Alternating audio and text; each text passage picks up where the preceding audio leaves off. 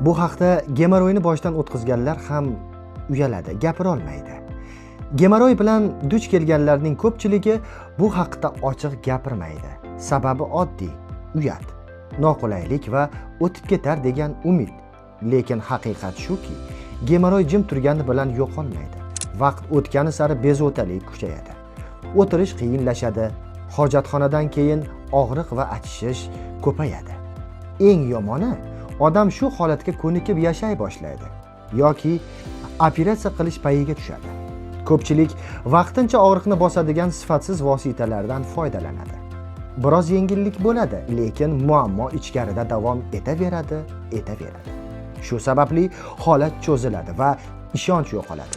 Aslida esa muammoni vaqtida to'g'ri vosita bilan nazoratga olish mumkin. Praktostop aynan shunday holatlar uchun ishlab chiqilgan. U og'riqni to'xtatishda, achishish va noqulaylikni yo'q qilishda yordam beradi hamda qayta takrorlanishini ham oldini oladi. Agar siz ham bu muammo bilan jim yurgan bo'lsangiz, mutlaqo tabiiy va kompleks yechim Praktostopni uyingizga yaqin dorixonalardan so'rab olishingiz mumkin.